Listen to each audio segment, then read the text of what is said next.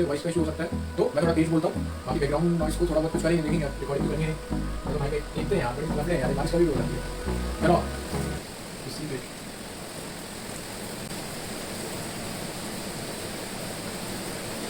Laplace equation. Hello everyone, I am Pranav and today's topic is Laplace equation and flow nets. ठीक है, कल क्या हुआ था एक्चुअली, कल वीडियो इसलिए अपलोड नहीं हो पाई, काफ़ी ज़्यादा बारिश हो रही थी। ठीक है, स्टिल रिकॉर्डिंग की थी हम लोगों ने, देखा होगा आपने भी थोड़ा और डाल दिया है कि कल क्या हुआ। ठीक है, तो उसमें क्या हुआ, काफ़ी नॉइस आ रही थी, इतनी ज़्यादा नॉइस आ रही थी कि आप इरिटेट हो जाते अगर पढ़ते। तो फिर मैंने कल प्लान कैंसिल कर दिया और उसका पावर भी 2 बार कट ऑफ हो गया था, तो फिर दिक्कत हो रही थी। ठीक है, बट कोई नहीं, फिर से रिकॉर्ड करते हैं, लंबा खींचेंगे और धीरे धीरे जैसे जैसे दिन पास आएंगे एग्जाम के, क्लास थोड़ी सी बढ़ानी पड़ेगी। क्यों, सिलेबस काफ़ी ज़्यादा है, तो इसके लिए हमें क्लास बढ़ानी पड़ेगी। चलो पॉइंट की बात पे आते हैं, Laplace equation and flow nets. What is Laplace equation, है ना, लाप्लास इक्वेशन क्या है, क्यों पढ़ रहे हैं, and what is flow net. Flow net तो समझ भी आ रहा है कि सर सीपेज पढ़ रहे थे लास्ट में, तो फ्लो नेट्स में से कुछ रिलेटेड होगा, पर लाप्लास इक्वेशन यहाँ क्या क्या काम है। तो देखो ऐसा है कि लाप्लास इक्वेशन किसका पार्ट है, मैथमेटिक्स का पार्ट है। मैथमेटिक्स का पार्ट है, तो मैथमेटिक्स हमारी जो डेली लाइफ है उसमें काफ़ी इम्पोर्टेंस रखती है मैथमेटिक्स। जैसे कि मान लो कि ये इसकी एग्जाम्पल है, लाइक ये कोई लोगो है, कोई डिज़ाइन है, आपका टी शर्ट, आपने जो कपड़े पहन रखे उस पर कोई डिज़ाइनिंग है। ठीक है, तो वो डिज़ाइनिंग किससे आई है, कैसे आई है, वो मैथमेटिक्स के थ्रू आई। मैथमेटिक्स के थ्रू ही काफ़ी चीज़ें डे टू डे लाइफ में होती है, जैसे कि, बट हमें पता नहीं होता है कि मैथमेटिक्स हम लोग पढ़ लेते हैं, पर लेकिन हमको पता ही नहीं होता कि इसके पीछे क्या है। तो उसके पीछे most of the designing part के पीछे मैथमेटिक्स होता है और कोडिंग होती है, जिसके हिसाब से मशीन्स वर्क करती है। ठीक है, वो तो देखेंगे। जस्ट लाइक देखते हैं कि इक्वेशन क्या होती है। लाप्लास इक्वेशन कुछ नहीं, लाप्लास इक्वेशन जो है वो है क्या है, मैथ्स है। क्या है, मैथ्स है। लाप्लास इक्वेशन जो है वो सिंपली मैथ्स है। अब ये हम क्यों पढ़ रहे हैं वो देखेंगे। और ये क्या है, जो लाप्लास इक्वेशन है उसका जो graphical representation,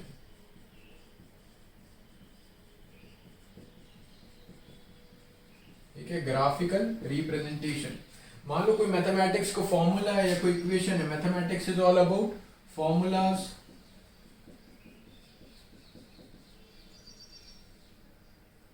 MULAS, formulas, equations, variable, constant, इन सब का क्या है, कंबाइंड फॉर्म है मैथमेटिक्स, जो हम बुक्स में पढ़ते हैं। बट इसका एप्लीकेशन क्या है, डिजाइनिंग पार्ट्स में बहुत इंपॉर्टेंट एप्लीकेशन है। मैथमेटिक्स की हेल्प से हम क्या ग्राफिकल रिप्रेजेंटेशन कर सकते हैं किसी भी चीज़ का। कोई डिज़ाइन है, आपकी टी शर्ट पे कोई डिज़ाइन बना हो, तो अगर वो बल्क में प्रोड्यूस करना है तो उसके पीछे मैथमेटिक्स का बहुत इंपॉर्टेंट रोल रहता है। सर आप ये सब इतना क्यों बता रहे हो, है ना, इतना क्यों बता रहे हो, फ्लो नेट और लाप्लास के बारे में बताओ। तो लाप्लास इक्वेशन जो है, with the help of Laplace equation हम क्या करते हैं, 2D सीपेज को एनालाइज करते हैं। 2D सीपेज का एनालिसिस जो होता है वो लाप्लास इक्वेशन से होता है, और कुछ नहीं, इसी को ग्राफिकल फॉर्म में रिप्रेजेंट करते हैं। किसको, लाप्लास इक्वेशन या सीपेज एनालिसिस जो किया है हमने, उसको ग्राफिकल फॉर्म में कैसे रिप्रेजेंट करोगे। तो जब वो ग्राफिकल फॉर्म में रिप्रेजेंट करोगे तो उसको क्या बोलेंगे, फ्लो नेट। तो ये क्या है, graphical representation is all about flow nets. Laplace equation का ग्राफिकल रिप्रेजेंटेशन है फ्लो नेट्स। ठीक है, और ये क्या था, लाप्लास इक्वेशन की हेल्प से हम क्या कर रहे थे, जो 2D सीपेज फ्लो हो रहा था उसका एनालिसिस कर रहे थे।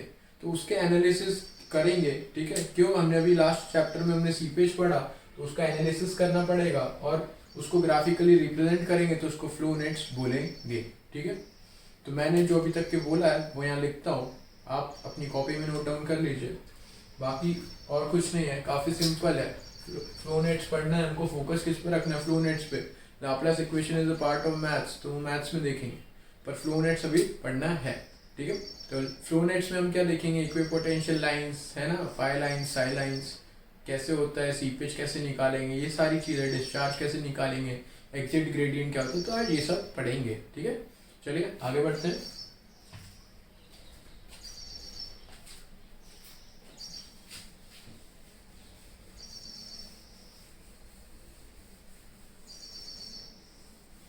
अब बात करते हैं लाप्लास इक्वेशन की। जो अभी तक के बोला गया वो लिख देते हैं। If seepage takes place, if seepages takes place in 2D, then with the help of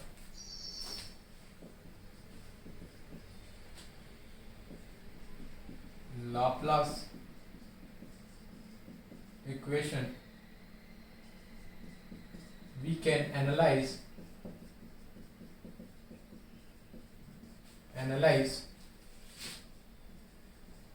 the seepage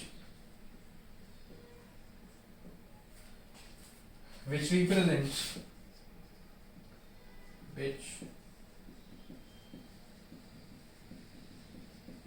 represents loss in energy head in any resistive medium.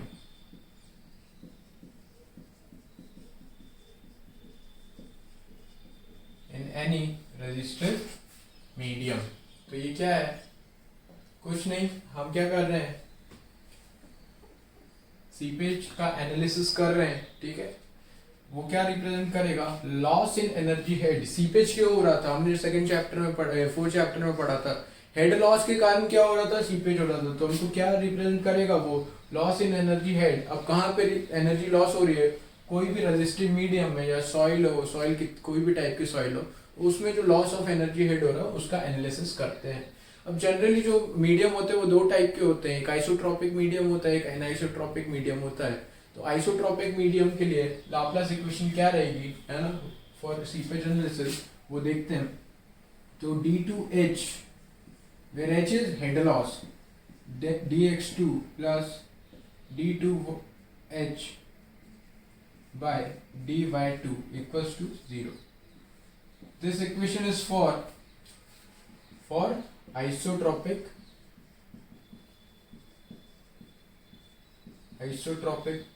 Medium. ठीक है, this is for isotropic medium. अब isotropic medium क्या होता है अभी थोड़ा सा बताता हूँ, फिर आगे अभी अजम्पशंस पढ़ेंगे तो उसके अंदर काफी डीप में बात करेंगे। लाइक डीप में क्या है, वही चीज फिर से रिपीट करूंगा मैं, बट स्टिल अभी बताना और इम्पोर्टेंट है। तो देखिए आइसोट्रॉपिक मीडियम क्या होता है, कोई भी एक पॉइंट है, एक पॉइंट एक डायरेक्शन में अगर के प्रॉपर्टी शो कर रहा है तो सारी डायरेक्शन में क्या शो करेगा, सारी डायरेक्शन में के प्रॉपर्टी शो करेगा। तो ये क्या होता है, ये होता है आइसोट्रॉपिक मीडियम। ठीक है, अब बात करते हैं नॉन आइसोट्रॉपिक मीडियम की इक्वेशन क्या होगी फॉर सीपेज एनालिसिस। तो वो होगी kx d2h by dx2 plus ky d2h by dy2 equals to 0। अब काफी लोग समझ गए होंगे कि ये किसके लिए है, और for non isotropic medium, for non isotropic medium. अब नॉन आइसोट्रॉपिक मीडियम क्या होता है, कोई एक पॉइंट है, अगर वो इस डायरेक्शन में इसकी परमेबिलिटी kx है तो दूसरी डायरेक्शन में इसकी परमेबिलिटी क्या होगी, ky होगी, और कोई तीसरी डायरेक्शन में इसकी परमेबिलिटी क्या होगी, kz होगी। ठीक है, फॉर आइसोट्रॉपिक मीडियम अगर एक डायरेक्शन में परमेबिलिटी k है तो सारी डायरेक्शन में क्या होगा, परमेबिलिटी k ही होगी। तो देख रहे होंगे आप यहाँ पे, ये इक्वेशन से ये इक्वेशन डिराइव हुई है, kx मतलब k डायरेक्शन में permeability, d2h, h where h is head loss, कितना हेड अवेलेबल है ना वो, upon dx2 plus K Y मतलब वाई डायरेक्शन में permeability D two H by D Y two. अगर एक और z जोड़ दूंगा मैं इसमें तो इक्वेशन क्या हो जाएगी, plus K Z D two H by D Z two equals to 0। अब देखो आइसोट्रॉपिक मीडियम के लिए क्या होगा कि आइसोट्रॉपिक मीडियम के लिए के एक्स और के वाई बराबर हो जाएंगे, तो ये बराबर होकर कॉमन निकल के ये 0 के नीचे चले जाएंगे, तो क्या ये इक्वेशन आपकी आ जाएगी। तो ये बात किसकी हो गई, ये बात हो गई लाप्लास इक्वेशन की। ये क्या था, ये Laplace equation for 2D analysis of seepage, ठीक है। तो ये लाप्लास इक्वेशन की बात होगी। अब बात करते हैं फ्लो नेट्स की। व्हाट इज फ्लो नेट्स, तो देखते हैं फ्लो नेट्स क्या होते हैं। सिंपली काफी सिंपल चीजें, कोई डिफिकल्ट नहीं है। और एक गुड न्यूज ये है कि अब आपको बाहर की आवाजें कम सुननी पड़ेगी, क्योंकि हमने माइक ऑर्डर कर दिया है। जैसे कि मैंने बोला था हम धीरे धीरे अपग्रेड करेंगे। अब जैसे आप जो लोग बोलोगे फीडबैक आपके जैसे आएंगे वैसे वैसे अपडेट होते जाएगा। लाइक वॉइस का इशू आ रहा था कि सर बाहर से आवाज़ आ रही है, वो तो वो भी कर रहे हैं, कल परसों तक के हो जाएगा।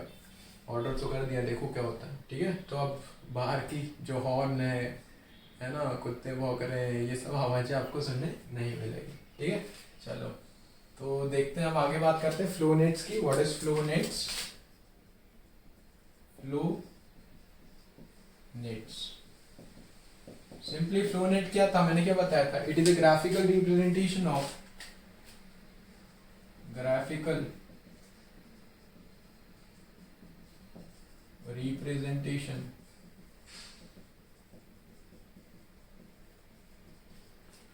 graphical representation of Laplace equation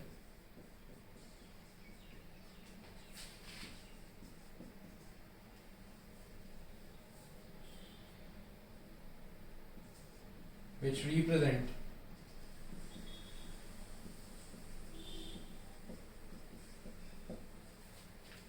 which represents the description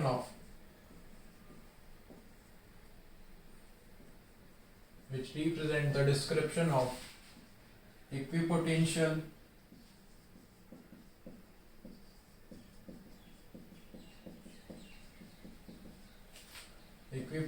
lines, which is phi lines, and stream oblique flow lines, ठीक है। अब देखो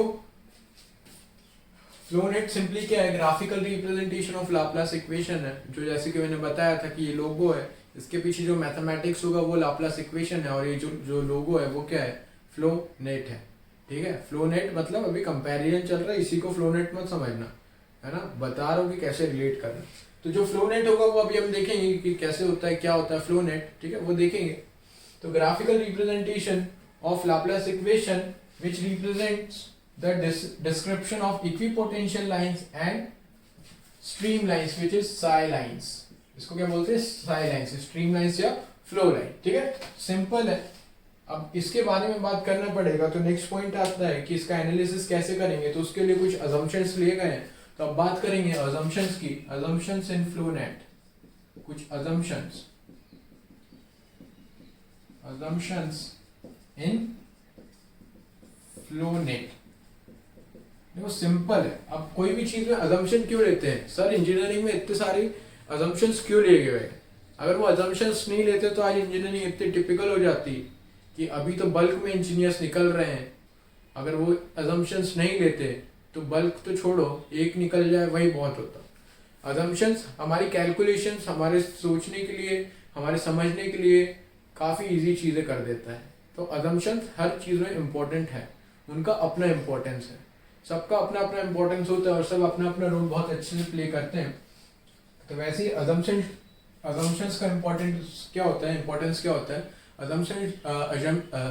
अजम्पशन का इम्पोर्टेंस है कि भाई अजम्पशन से क्या होगी, कैलकुलेशंस सिंपल हो जाएंगे, तो उसके लिए हम अजम्पशंस यूज करते हैं। कैलकुलेशन सिंपल हो जाएंगी तो तुम्हारे लिए क्या हो जाएगा, इजी टू अंडरस्टैंड हो जाएगी चीजें। तो फर्स्ट जो अजम्पशन है उसकी बात करेंगे। फर्स्ट अजम्पशन है, first simple assumption, soil mass is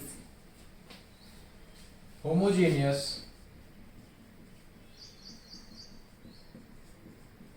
and isotropic. अब ये क्या था, आइसोट्रॉपिक तो ये पढ़ा था, और होमोजीनियस क्या है तो देखते हैं कि ये क्या है। ये कोई भी एक बॉडी है, कोई भी बॉडी ले लो, उसमें बहुत सारे क्या होंगे, पॉइंट्स होंगे। तो मैंने एक पॉइंट को पकड़ा। अब बॉडी क्यों ले रहे हैं, अब हम सॉइल मैकेनिक्स पढ़ रहे हैं। सॉइल मैकेनिक्स है तो ये इसको क्या ले लो, soil mass. This is what, soil mass. इसको ले लो सॉइल मास, ठीक है। अगर सॉइल मास में एक पॉइंट है, इसकी परमेबिलिटी अगर इधर क्या है, kx है, इधर ये डायरेक्शन में क्या है, kx है, तो हर पॉइंट पे सेम डायरेक्शन में सेम परमेबिलिटी होगी kx। हर पॉइंट पे सेम डायरेक्शन में सेम परमेबिलिटी होगी kx। ये क्या हुआ, ये क्या हुआ, ये होमोजीनियस हुआ। ये मटेरियल कैसा हो गया, होमोजीनियस हो गया कि भाई एक ही एक तरफ है, एक ही एक तरफ, हर डायरेक्शन में इसका एक ही प्रॉपर्टी है। अब अगर इस डायरेक्शन में देखूंगा मैं, तो मान लो अगर इस डायरेक्शन, इस पॉइंट पे इस डायरेक्शन y डायरेक्शन में ky परमेबिलिटी है, तो हर पॉइंट पे ky परमेबिलिटी होगी। हर पॉइंट पे y डायरेक्शन में ky परमेबिलिटी होगी। तो ये तो तुम्हारा पॉइंट हो गया होमोजीनियस का। और आइसोट्रॉपिक में तुम्हें बता चुका था कि एक पॉइंट पे सारी प्रॉपर्टीज, सारी डायरेक्शन में प्रॉपर्टीज सेम होगी। तो जब दोनों को तुम मिलाओगे तो तुम्हारा क्या निकलेगा, तुम्हारा कंक्लूजन ये निकलेगा कि सर एक पॉइंट पे एक डायरेक्शन में अगर के परमेबिलिटी है, एक पॉइंट में एक्स डायरेक्शन में के परमेबिलिटी है, तो दूसरे पॉइंट पे के एक्स डायरेक्शन में भी के परमेबिलिटी होगी। और क्या हुआ, ये तो सर होमोजीनियस हो गया। पर आइसोट्रॉपिक के लिए क्या होता है कि एक पॉइंट पे अगर के है, एक डायरेक्शन में अगर के है, तो सारी डायरेक्शन में क्या होगी, के होगी। तो सर ये मटेरियल कैसा हो गया, ये मटेरियल अब हो गया होमोजीनियस एंड आइसोट्रॉपिक। ये मटेरियल कैसा हो गया, होमोजीनियस एंड आइसोट्रॉपिक मटेरियल। तो ये तो फर्स्ट अजम्पशन हुआ। अब क्या हुआ कि कैलकुलेशन के पॉइंट ऑफ व्यू से होमोजीनियस और आइसोट्रॉपिक में क्या हो, कैलकुलेशन इजी हो गए। अगर तुम एक डायरेक्शन में निकाल ले रहे हो तो वो फॉर्मूला सारी डायरेक्शन के लिए वैलिड होगा, क्योंकि तुमने अजम्पशन लिया है होमोजीनियस एंड आइसोट्रॉपिक। तो यहाँ तुम्हारी इंजीनियरिंग काफी सिंपल हो गई। अगर यही चीज नहीं लेते अजम्पशन, तो यहाँ तुम्हारी इंजीनियरिंग काफी डिफिकल्ट हो जाती और इंजीनियर्स प्रोड्यूस नहीं होते पर लेकिन कम होते। सेकेंड चीज, फर्स्ट तो हो गया homogeneous and isotropic. Second one is Darcy's law is valid. Darcy's law is valid. अब देखो यहां से तुमको पता लगेगा कि मेरे बोलने की इंपॉर्टेंस क्या है और लिखने की इंपॉर्टेंस क्या है। ठीक है, वो कैसे, डार्सीज लॉ इज वैलिड तुमको कहाँ दिखेगा, सारी बुक्स में दिखेगा, इवन यहाँ भी दिख रहा है, क्योंकि यही पढ़ना है हमको। बट गेट क्या पूछता है, गेट ये नहीं पूछता है डार्सीज लॉ, गेट ये नहीं पूछता है। गेट क्या पूछेगा कि फ्लो लैमिनार है कि नहीं है, ये बताओ। सॉइल मास सैचुरेटेड है कि नहीं है, ये बताओ। फ्लो नेट्स तुमने बनाया है, लैमिनार होगा कि नहीं होगा फ्लो तुम्हारा, और फ्लो नेट तुमने अगर बनाया तो सॉइल मास सैचुरेटेड होगा कि ये नहीं होगा, तुमसे ये पूछेगा। अब तुम लोग क्या है, रट लेते हो, पढ़ लेते हो, तुमको पढ़ा दिया जाता है कि Darcy's law is valid, but इसके पीछे का जो गेम है गेट क्रैक करने का, वो जो समझ जाते हैं वो निकाल लेते हैं। जब डार्सीज लॉ इज वैलिड बोल दिया तो ऑटोमेटिकली कनेक्ट करो डार्सीज लॉ। डार्सीज लॉ क्या था, for laminar and saturated soil mass, for laminar flow and saturated soil mass, है ना। तो उसमें क्या था, velocity is directly proportional to hydraulic gradient. तो भाई फ्लो ऑटोमेटिकली अगर डार्सीज बोल दिया तो फ्लो कैसा हो गया, फ्लो हो गया लैमिनार, फ्लो हो गया लैमिनार। तो अब ये तुमको क्या कोई बुक में नहीं दिखेगा कि भाई फ्लो लैमिनार है ना। कुछ बच्चे पूछ रहे हैं, काफी चेयर डाउट्स पूछ रहे हैं, बहुत अच्छी बात है। वो उनकी अप्रोच गेट के जैसे होती जा रही है धीरे धीरे, तो अच्छी बात है, वो ऐसी अप्रोच होनी चाहिए। एंड ऑटोमेटिकली सॉइल मास कैसे हो गया, ऑटोमेटिकली सॉइल मास कैसा हो गया, soil mass is saturated soil मास लिखते हैं इसको, ठीक है, saturated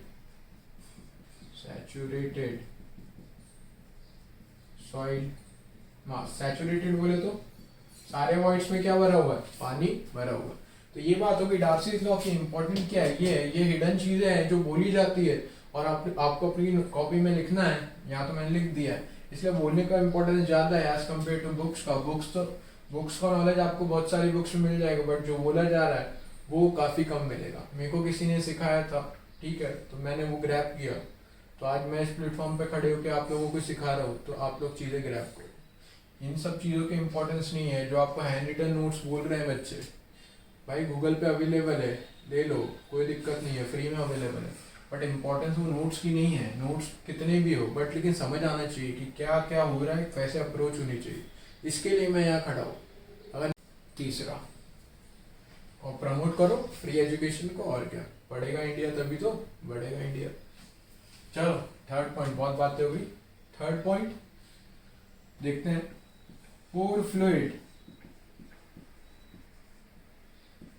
and soil grains, soil और solid grains, solid grains are incompressible. अब ये इनकम्प्रेसिबल क्यों ले लिया गया? पोर फ्लूइड मतलब वॉइड्स के अंदर जो फ्लूइड है, और क्या है, सॉइल सॉलिड के जो ग्रेन्स है या सॉइल ग्रेन्स है, उनको इनकम्प्रेसिबल ले लिया गया। क्या ऐसा एज अ रिजिड बॉडी, सख्त मान लिया गया। अब इनको सख्त क्यों माना गया, रिजिड बॉडी क्यों माना गया? अगर ये कंप्रेसिबल होंगे तो इनमें क्या स्ट्रेन आएगी, कुछ स्ट्रेस आएगा, तो उनका भी एनालिसिस करना पड़ेगा। हम कोई चीज को ऐसे नहीं छोड़ सकते कि ऐसे खाली छोड़ दिया कि भाई रहने दो, कुछ नहीं हो रहा है, वो कहीं ना कहीं हमें इफेक्ट करेगी। तो इसलिए इनको एजम्पशन में क्या माना कि इसको नेग्लेक्ट करने के लिए, कैलकुलेशन नेग्लेक्ट करने के लिए, कि भाई स्ट्रेस और स्ट्रेन का हमको एनालिसिस ना करना पड़े, इसलिए इनको क्या मान लिया, इनकम्प्रेसिबल मान लिया। ठीक है, तो ये बात हो गई असम्पशंस की। अब बात करते हैं फ्लोनेट में, फ्लोनेट की बात हो गई, असम्पशंस हो गई, अब बात करेंगे प्रॉपर्टीज ऑफ फ्लोनेट की। ठीक है, आगे बात करते हैं प्रॉपर्टीज ऑफ फ्लोनेट की। मैंने फ्लोनेट बनाया है तो उसकी प्रॉपर्टीज देखेंगे और साथ साथ में देख लेंगे। ठीक है, अब देखो पहले समझो कि क्या इक्विपोटेंशियल लाइंस और क्या स्ट्रीम लाइंस होती है। तो देखो यहाँ पे मैं लिखता हूँ फर्स्ट प्रॉपर्टी में लिख रहा हूँ यहाँ पे, flow equipotential line, equipotential line which is phi lines and stream or flow lines which is psi lines are perpendicular to each other,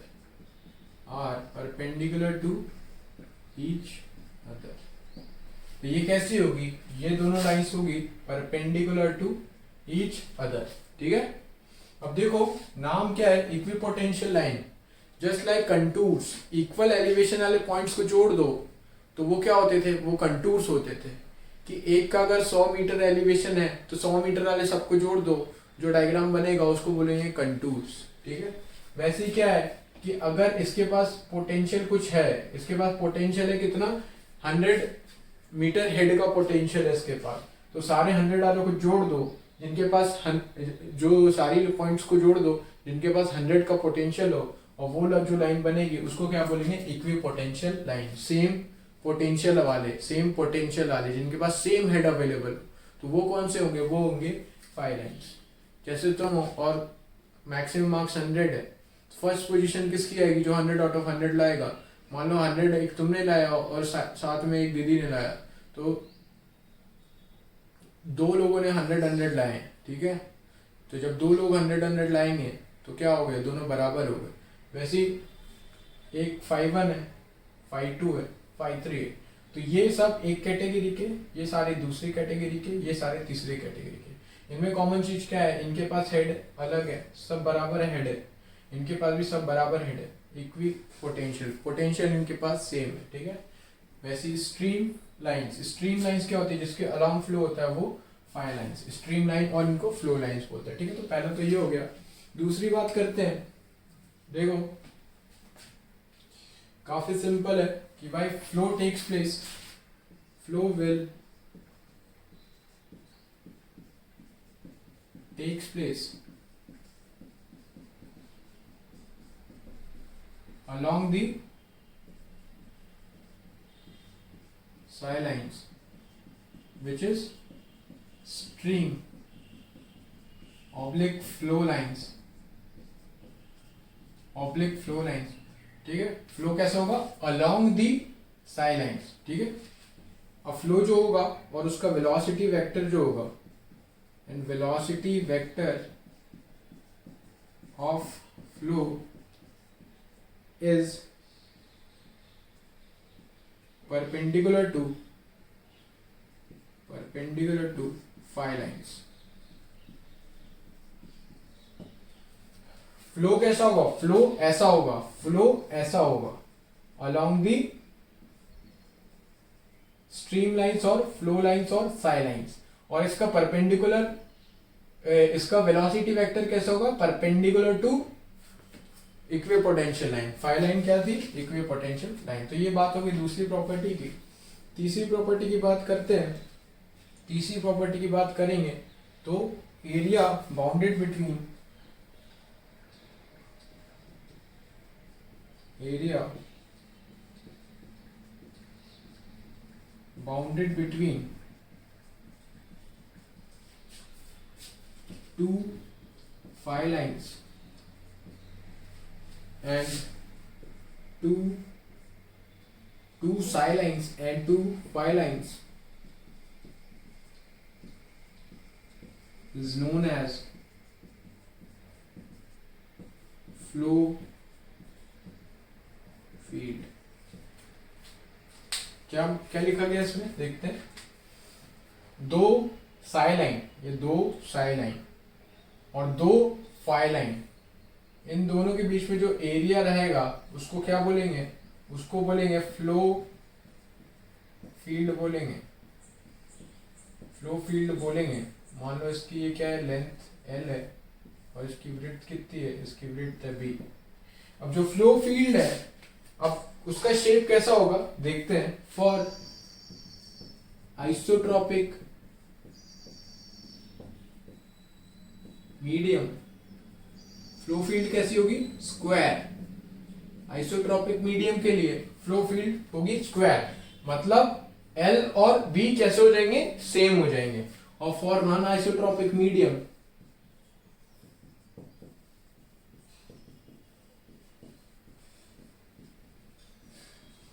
flow field कैसी होगी? रेक्टेंगुलर, रेक्टेंगुलर, ठीक है। फ्लो फील्ड कैसे हो जाएगी? रेक्टेंगुलर। फ्लो फील्ड कैसे हो जाएगी? रेक्टेंगुलर, ठीक है। तो ये बात हो गई फ्लो फील्ड की। क्या होता है? रेक्टेंगल होंगे तो L अलग होगा, B अलग होगा। अगर आइसोट्रोपिक मीडियम हो गया तो L इक्वल्स टू B हो जाएगा। तो ये बात होगी अपनी फ्लो फील्ड्स की। अब आगे बात करते हैं। अब आगे और पढ़ते हैं, तो ये मिटाता हूं मैं।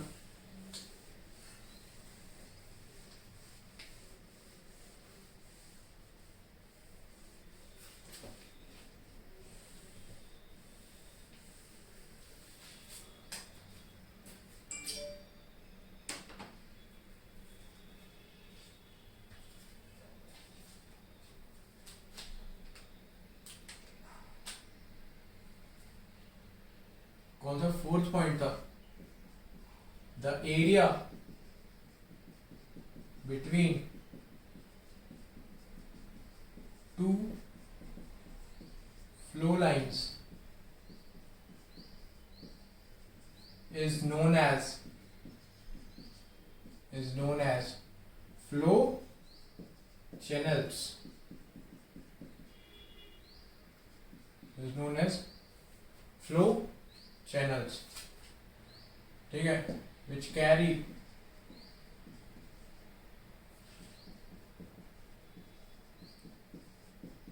same discharge। अब देखो ये क्या है?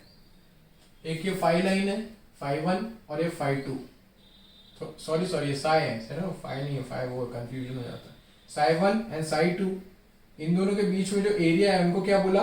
फ्लो चैनल बोला। ये क्या है? फ्लो चैनल है। और ये साई 2 और साई 3 के बीच में एक और फ्लो चैनल है। तो ये इन दोनों को क्या बोलते हैं? चैनल्स बोलते हैं, फ्लो चैनल्स, ठीक है। फ्लो लाइंस कौन सी थी? साई लाइन थी फ्लो लाइन, और फाई लाइन थे इक्विपोटेंशियल लाइन। अब इसमें क्या इंपॉर्टेंट क्या है कि ये इक्वल डिस्चार्ज कैरी करते हैं। अगर साई 1 और साई 2 के बीच में से क्यू डिस्चार्ज हो रहा है, तो साई 2 और साई 3 से भी क्यू डिस्चार्ज होगा, और साई 0 और साई 1 से भी क्यू डिस्चार्ज होगा। तो सिंपली फोर्थ पॉइंट था ये। अब बात करते हैं फिफ्थ पॉइंट की, loss of head between two equipotential lines is always same, which is known as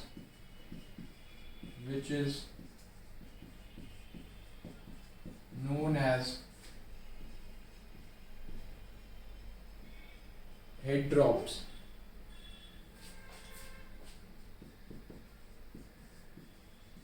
Which is known as head drop. अब ये drops equipotential drops, ठीक है। ये इक्विपोटेंशियल लाइंस के बीच का हेड लॉस है, तो इसको इक्विपोटेंशियल ड्रॉप्स भी बोलते हैं। कुछ बुक्स में आपको हेड ड्रॉप दिखेगा, तो कंफ्यूज मत होना। मैक्सिमम बुक में क्या लिखा रहेगा, इक्विपोटेंशियल ड्रॉप्स। तो जो मैक्सिमम बुक में है वो फॉलो करते हैं हम, तो ये फॉलो नहीं करते, तो ये मिटा देते हैं। नोन एज इक्विपोटेंशियल ड्रॉप्स, ठीक है। तो एक टर्मिनोलॉजी याद पकड़ के चलो, उसी को फॉलो करो। अब दो टर्मिनोलॉजी पकड़ के चलोगे तो कंफ्यूज हो जाओगे, इसलिए जो मैक्सिमम बुक्स में है वो इक्विपोटेंशियल ड्रॉप्स है, तो इक्विपोटेंशियल ड्रॉप्स लेके चलते हैं, ठीक है। तो अब देखो ये क्या होता है, ये सिंपल है, कुछ नहीं है कि अगर फाई 1 है, ठीक है, फाई 1 पे ये पॉइंट है, मैंने ये पॉइंट पकड़ा, यहाँ लगाया अपने पीजोमीटर भाई साहब बहुत काम के। यहाँ पे कुछ हेड था, कुछ भी हेड होगा, ठीक है। अब मैं फाई 1 से फाई 2 पे चला, तो क्या होगा, कुछ हेड लॉस होगा, तो कुछ हेड लॉस हुआ। कितना हेड लॉस हुआ, तो ये डेल्टा एच का हेड लॉस हुआ, ठीक है। अब मैं और आगे चला फाई 2 से फाई 3 पे, फिर कुछ हेड लॉस होगा, तो कुछ हेड लॉस होगा। कितना हेड लॉस होगा, तो ये सेम हेड लॉस होगा, समझ रहे हो। फाई 1 से फाई 2 पे जाओ, फाई 2 से फाई 3 पे जाओ, फाई 3 से phi 4, phi 6, phi 7, phi 8, phi 9, phi 10, कहीं भी जाओ, हेड लॉस जो होगा वो कांस्टेंट है, डेल्टा एच का। Loss of head between two equipotential line is always same, और कांस्टेंट भी बोल सकते हैं, और constant which is known as equipotential drop. तो ये डेल्टा एच को क्या बोला, इक्विपोटेंशियल ड्रॉप्स। कोई दूसरी बुक में जाओगे तो हेड ड्रॉप दिखेगा, तो अपनी अपनी टर्मिनोलॉजी सब लोगों ने दी हुई है। बाकी मैक्सिमम लोग इक्विपोटेंशियल ड्रॉप्स बोलते हैं, क्योंकि ये दो इक्विपोटेंशियल लाइंस के बीच में हेड लॉस है, तो इसको क्या बोलते हैं, इक्विपोटेंशियल ड्रॉप्स बोलते हैं। तो ये डेल्टा एच होते जाएगा, ठीक है। तो सबका क्या कॉमन निकला, डेल्टा एच, ठीक है। अब बात करते हैं लास्ट पॉइंट की। लास्ट पॉइंट है 6, flow nets are unique. Flow nets are unique for given set of boundary conditions.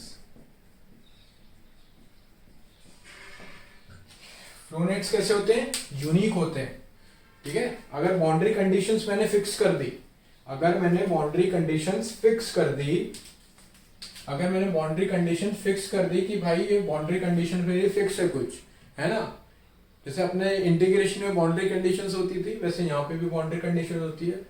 Boundary condition fix कर दी तो क्या होगा, फ्लो को तुम अप स्ट्रीम से डाउन स्ट्रीम कराओ, ऐसा फ्लो कराओ डाउन स्ट्रीम से, या डाउन स्ट्रीम से अप स्ट्रीम फ्लो कराओ, कोई फर्क नहीं पड़ेगा फ्लो नेट पे। फ्लो नेट हमेशा कैसा रहेगा, यूनिक रहेगा। कब तक के फ्लो नेट कैसा रहेगा, यूनिक रहेगा। कब तक के, जब तक के बाउंड्री कंडीशन चेंज नहीं करोगे। अगर तुम बाउंड्री कंडीशन बदल दोगे तो तुम्हारा फ्लो नेट कैसा हो जाएगा, चेंज हो जाएगा। तो बाउंड्री कंडीशन की बहुत इंपॉर्टेंस है कि भाई अप स्ट्रीम से डाउन स्ट्रीम फ्लो होगा तो कैसा फ्लो नेट होगा। तो कोई पूछेगा तो बोला सर अगर बाउंड्री कंडीशन सेम रखेंगे तो क्या होगा, फ्लो नेट में कोई चेंज नहीं होगा। अगर आप बाउंड्री कंडीशन चेंज करते हो तो फ्लो नेट में चेंज आएगा। तो ये 6 अजम्पशंस हो गए हमारे फ्लो नेट के। प्रॉपर्टीज ऑफ अजम्पशंस नहीं, sorry, properties of flow net. Assumptions 3 थे, हमने पढ़ लिए थे। अब आगे बात करते हैं सीपेज ईपेज कैसे निकालेंगे, डिटर्मिनेशन ऑफ सीपेज एनालिसिस, ऐसा देखते हैं कि कैसे क्या होता है। ठीक है, आगे बढ़ते हैं, देखते हैं, वीडियो पॉज हुआ नहीं हुआ। ठीक है, चलिए आइए देखते हैं क्या फ्लो नेट से और क्या क्या हो सकता है। चलो देखेंगे। ये देखो, एक ये डैम है,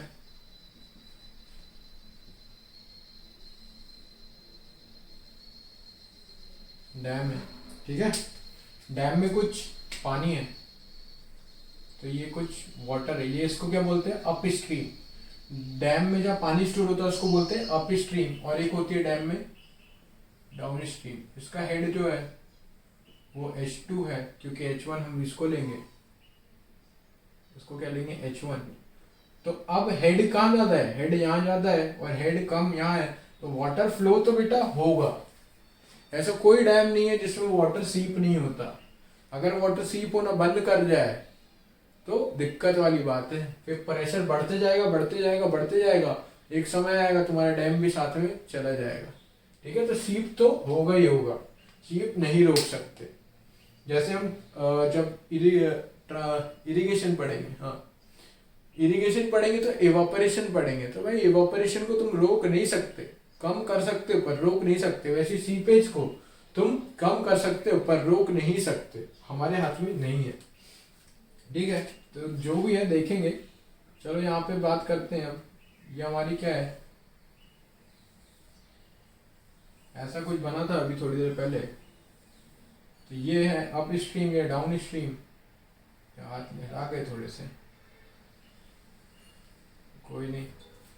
ये तुम्हारी क्या है, स्ट्रीम लाइन्स है। ये क्या है तुम्हारी, साई लाइन्स। स्ट्रीम लाइन बोल दो या क्या बोल दो, स्ट्रीम लाइन बोल दो या फ्लो लाइन बोल दो या साई लाइन बोल दो। तो ये तुम्हारी क्या है, ये तुम्हारा है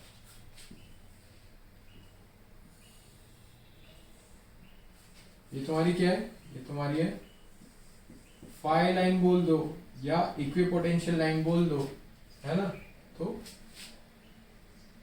वो भी चलता है। ठीक है, अब देखो यहाँ पे, अब क्या बोला था मैंने, पॉइंट की बात पे आओ कि भाई डिस्चार्ज कैसे कैरी करेंगे लोग, सेम डिस्चार्ज कैरी करेंगे। ठीक है, हेड लॉस कैसा होगा सर, इसमें हेड लॉस भी सेम होगा, delta H delta H delta H delta H delta H and delta H.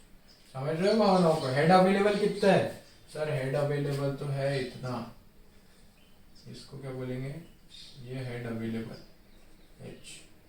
ठीक है, हेड अवेलेबल देख लिया हमने। ठीक है, देखो अब एक लास्ट चीज, इंपॉर्टेंट चीज, इसको क्या बोलेंगे, एंट्री हेड। एंट्री हेड ये कैसा होगा, एंट्री हेड होगा, और यहां कैसा होगा, ये एग्जिट हेड। ये कैसा, एग्जिट हेड। अब यहां पे इसके पास एंट्री हेड पे 100% हेड अवेलेबल होगा, तो इसको क्या बोलेंगे, 100%। कौन सी लाइन है ये, फाई लाइन। ठीक है, जब ये यहां से यहां तक की ट्रेवल करेगा तो इसका हेड ऑलमोस्ट 0 हो चुका होगा, तो ये कैसी होगी, 0% फाई लाइन। ठीक है, ये सारी चीजें हो गई। अब बात करते हैं डिस्चार्ज की। ठीक है, अब एक चैनल है, क्या है, एक चैनल है, एक चैनल से डिस्चार्ज कितना हो रहा है, एक चैनल से डिस्चार्ज हो रहा है डेल्टा क्यू का। अगर डिस्चार्ज हो रहा है एक चैनल से, तो दूसरी से कितना होगा, दूसरी से भी डेल्टा क्यू का डिस्चार्ज होगा, तीसरी से कितना होगा, तीसरे से भी डेल्टा क्यू का डिस्चार्ज होगा। तो सारे इससे क्या होगा, डेल्टा क्यू का डिस्चार्ज होगा। तो टोटल डिस्चार्ज आप कैसे निकालोगे, तो टोटल डिस्चार्ज का फॉर्मूला देखते हैं। Total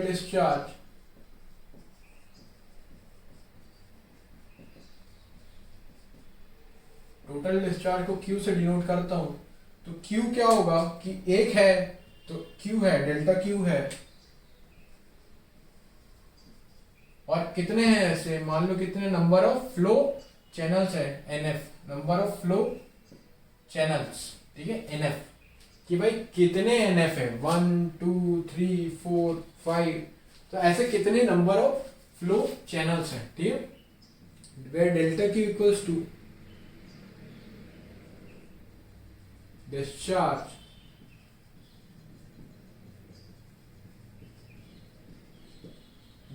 through one channel and NF equals to number of flow channels, कि कितने नंबर ऑफ फ्लो चैनल्स है। NF कैसे निकालोगे, NF कितने होंगे, मान लो कि ये यहाँ पे मेरी क्या है, बाउंड्री कंडीशन है ये, तो 1 2 3 4 5, ठीक है, 5 है। लाइन्स कितनी है, 1 2 3 4 5 6, ये भी तो लाइन है भाई। अरे भाई 2 के बीच में 1 है, 2 के बीच में 1 है, 2 के बीच में 1 है, 2 के बीच में 1 है, 2 के बीच में 1 है, तो लाइन्स कितनी हुई, फ्लो लाइन्स कितनी हुई, 1 2 3 4 5 6, तो मतलब 6 लाइन है तो 5 फ्लो चैनल निकल रहे हैं। तो नंबर ऑफ फ्लो चैनल्स निकालने का फॉर्मूला है number of flow lines, count करनी पड़ेगी, flow lines minus flow lines और stream lines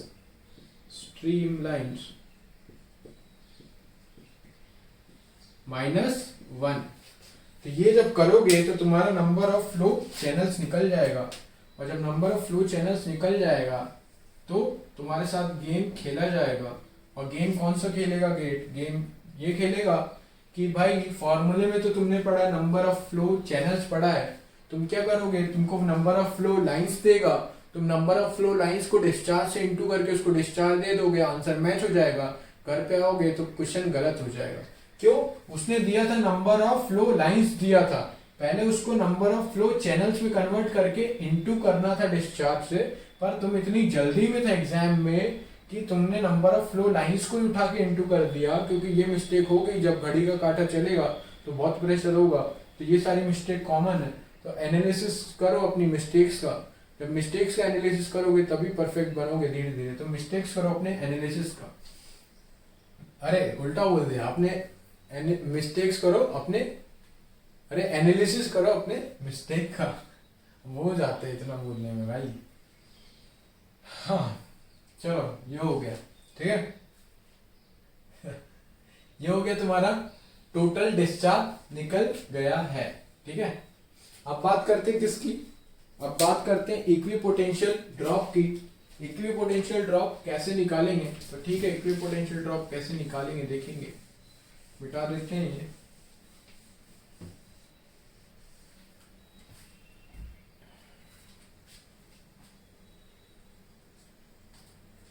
equipotential drop, second point निकालेंगे इसमें, इक्विपोटेंशियल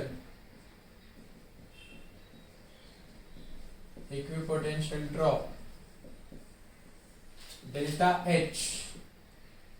एच निकालना है, और हमको पता है इसके पास हेड कितना अवेलेबल है, इसके पास एच हेड अवेलेबल है, और डेल्टा एच सब में कॉमन है। तो डेल्टा एच अगर तुमको निकालना है तो जैसा भी डिस्चार्ज निकालने के लिए इस फॉर्मूले को सीधे लगाया था, तो डेल्टा एच लगाने के लिए इस फॉर्मूले को उल्टा लगा दो, तो टोटल हेड इसमें कितना अवेलेबल है, एच अपॉन नंबर ऑफ क्या लिखो बताओ, फ्लो चैनल्स लिखो, फ्लो लाइंस लिखो, क्या लिखो, सोचो थोड़ा, 2 मिनट सोच लिया। अब देखते हैं आपने सही सोचा है कि नहीं। तो यहाँ पे देखो नंबर ऑफ फ्लो चैनल्स में किसकी बात आई थी, जब साई लाइन ली थी तो डिस्चार्ज की बात कर रहे थे, ठीक है। अब ड्रॉप की, हेड की बात कर रहे हैं तो इक्विपोटेंशियल ड्रॉप्स की बात करनी पड़ेगी, इक्विपोटेंशियल ड्रॉप्स। तो number of number of equipotential drops, कि भाई कितने इक्विपोटेंशियल ड्रॉप्स हमारे पास अवेलेबल है, where H equals to head available, head वो अवेलेबल ही वाला हेड है, ठीक है, and ND equals to number of equipotential drops, है ना। कंफ्यूज मत होना, इसलिए सोचने के लिए बोला था, कंफ्यूज मत होना। अब एनडी कैसे निकालेंगे, तो देखते हैं एनडी कितने हैं। एक एनडी एक ये क्या है, नंबर ऑफ इक्विपोटेंशियल ड्रॉप्स, तो ये एक इक्विपोटेंशियल ड्रॉप, दूसरा, तीसरा, चौथा, पांचवा, छठवा, 6 है, 1 2 3 4 5 6 7। तो same formula, number of equipotential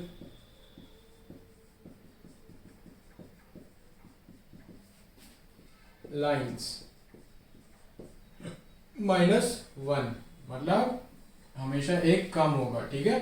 जितनी तुम्हारी 5 लाइन्स है, 5 लाइन्स -1, वहां कितना था, जितनी तुम्हारी साई लाइन्स है, साई लाइन्स -1 तुम्हारा वो होता था। और ये 5 लाइन, नंबर ऑफ 5 लाइन्स -1 क्या होगा, नंबर ऑफ इक्विपोटेंशियल ड्रॉप। तो सिंपल से डेल्टा एच इक्विपोटेंशियल ड्रॉप निकालने का फॉर्मूला है total head upon number of drops. और यहाँ से ये ऐसे भी देख सकते हो कि हेड क्या होगा, टोटल हेड। एक इसमें डेल्टा एच लॉस कर रहा है, तो पूरा हेड लॉस करने के लिए उसको कितने लगेंगे, उसको एनडी ड्रॉप्स लगेंगे, तो ये तुम्हारा टोटल हेड आएगा। तो यहाँ से तुमको डेल्टा एच चाहिए था, तो H by ND, ND where ND equals to number of equipotential drops, ठीक है। ये तुम्हारा हो गया पूरा इक्विपोटेंशियल ड्रॉप निकालना और डिस्चार्ज निकालना। अब बात करते हैं इंपॉर्टेंट चीज की। जो इंपॉर्टेंट चीज है वो इंपॉर्टेंट चीज है एप्लीकेशन पार्ट। तो एप्लीकेशन ऑफ किसका, एप्लीकेशन ऑफ फ्लो, मिटा दो, ये मिटाना ही पड़ेगा यार।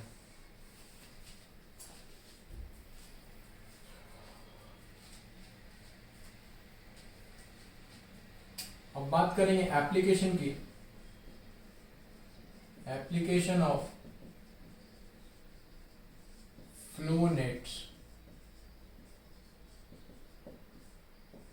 पहला होता है एप्लीकेशन, इससे क्या निकाल सकते हैं, flow nets are used to determine, क्या क्या निकाल सकते हैं देखते हैं। ये मिटा दूं ना, हो गया इसका काम वैसे भी।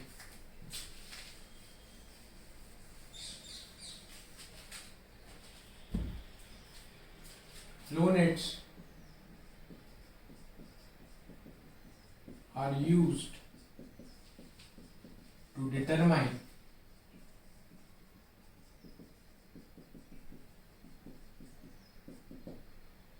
first seepage discharge,